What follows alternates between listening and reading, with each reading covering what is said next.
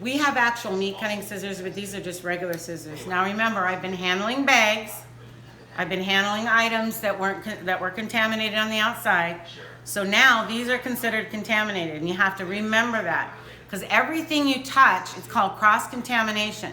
If I touch you and I have something on my hands, it's now on your hands. Now you touch you, and now you touch a part of your face or you breathe it in. There was an episode in Scrubs where I thought it described it absolutely perfectly. They were showing how a lady got this contamination that she had recovered from an illness, but then the contamination spread. And it was really kind of cool because they kind of visibly show the contaminant and how it got passed along. If you ever like Scrubs and you're watching those episodes, you probably have ran into that. In any case, these are now contaminated. So I'm going to, I have bought walnuts. We eat a lot of walnuts in our home. Good for you. Probably almonds are better, but sometimes they're not as sweet as a thing. So I'm going to actually cut this bag. I'm not going to use the bag and you'll see why later. We actually made a move from trying to wash all the bags. This will get thrown away in our little garbage bin. And now I'm going to take this walnut bag, and my brother who lives with us, we take care of him, is helping out, and we thank him. Hold it over the table. We're going to ask you to hold it over the table like this. As you can see, we have another pad out there that's non-contaminated. Open it up like you normally do. Eddie's hands are very clean. We always wash them before we handle any food. And now I'm just going to pour all those nuts into that freezer bag. And a tip I learned on Food Network, thank goodness for Food Network, is that when you freeze nuts, they last longer. There's oil in the nuts, and if you leave them outside, they get become less. What I'm trying to say is they'll spoil. Thank you. That we're actually going to wash, because these I could actually take out and put into another thing. In fact, I'm reconsidering that as I look at this. But for this point in time, we're going to go ahead and we're going to be washing this. They will stay in the package, but the package will be washed and desanitized. We don't know who's touched it, and frankly, like I said, we can't do that. The same thing goes for our bacon. We're going to be washing the outside. All of this, it's all in plastic. Rather than try to reframe the bacon in a cellophane or something like that, and we do that with some things. Same thing here. Yep, just wash the outside with soap and water. Same approach with the bags. Fold them up away from your face. Put them in the bin. Now, as you can see, we have potatoes. And guess what? I don't know how these potatoes got in here, and I tried to look up those different things, but the reality is they're exposed. So we're going to be washing these. I know it sounds crazy, but we're going to do it because we don't want to deal with anything that might be on that potatoes. A kid touches them. You know, I went to the store one time in this whole 4 months, and you know what I discovered? People were touching all kinds of stuff. They weren't using safe distancing protocols. And again, I can't control that, but I can control what I do at home. Outside of this carton very, very well. You can leave milk in a trunk for a while. This can sit out for a minute while you decontaminate it. We have water bottles. Now they come in plastic because these are done through a machine. But what you can see is these two are exposed, which means somebody could have touched them. Yes, is it over the top? Maybe for some people, but not for us. Same thing on the other side. So the two bottles in the middle are actually going to be safe. And how we do that is we take scissors, and your water bottles, we're going to show you that later. You take scissors, but you're actually folding this over the top. You know that bottle's contaminated already. So it's a little tricky, but you can do it. This one, so Larry's going to grab that one and get it out of there so it doesn't have any further contamination. Goes right there with the Restart waters.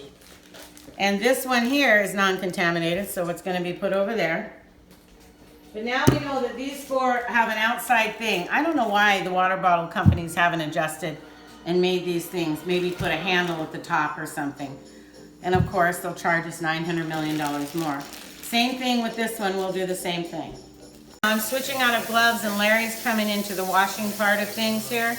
But I still wash my hands. I took off my gloves, and even though my gloves were supposed to help me contaminate, which you have to understand about gloves, is they have tiny, tiny microscopic holes in there. And obviously they're not doctor's gloves. You can't actually get a hold of those kind for the most part. So I make sure I wash my hands afterwards. Scrubbing, hot water, as hot as I can take it anyway. Really good. And sometimes when you're using gloves, especially to get around water, you may find that the water slips into your gloves. I was thinking that we had defective gloves one time, but what I didn't realize is the water slipped in. So here's my perspective. They told us not to wear masks and wear a mask. They tell us some days you catch it from this, some days you don't. I believe that we have health experts and they go to college and they learn all this stuff. But the reality is we've gotten a lot of disinformation, a lot of information that isn't being shared, and a lot of disinformation. So I can only do what I can do for my household. And that's all I can do. I pray, I ask God to get rid of the virus, I ask God to protect all of us, and that's as far as what I can do. Birthday card. It came from one of our family members, and just a lovely, lovely daughter of ours. However, I don't know that they visit people, they do different things, so I just want to make sure. So even with your own family members, I saw at least 50 of them outside of our neighborhood, and then none of them were doing social distancing, not our family, but another families. And it really, really scared me because they just don't get it. This thing is spread through touch and through smell and through small ways. So we're going to take this card and we're going to throw away the outside, and it's a beautiful card from my husband, and we love it, but we're going to spray it actually to disinfect it, and we're going to let it set for probably a few hours just to make sure that everything's okay. This bottle is about 70%, and it has alcohol in it, and you know how they took all the alcohol out. Well, I'm surprised all of us were using hand sanitizers because they really weren't doing anything. But now that they have the alcohol back in, we're able to use it to disinfect certain things. Again, some might think this is overboard. We do not. They've been putting out information that says it's pretty unlikely, but they're not saying it's 100% you won't get it from these things. So I don't trust that. And here we go. Lovely little card, and Daddy's so appreciative of it. But we're going to go ahead and we're going to spray it just to kind of clean it up a little bit. Here, I can do that, Larry. I'm going to take off my glove. I'm actually going to wash my hands again, but I'm going to spray this like so.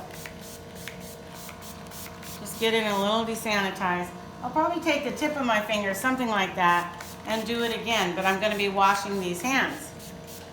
And I also desanitize the desanitizer. You'll see that in a minute. This one says kills 99% of the germs. It's actually not a coronavirus killer, but it comes close. These are alcohol pads that are 70%.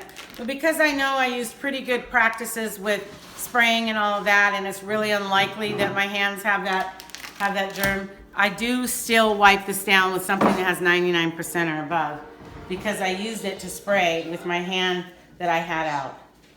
So I'm going to wipe that again. And, well, both my hands are okay. But I'm going to wipe that again, wipe it again. And now I'm going to take it over here and let it dry. These are now our pads. We're now using them for what we wash and what we set out there to dry.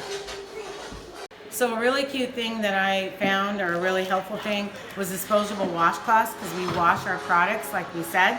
And I got about, I think 50. We'll have enough here for a couple of months, maybe a little less. But they're only for when we're doing groceries. We have our regular washcloths for regular things.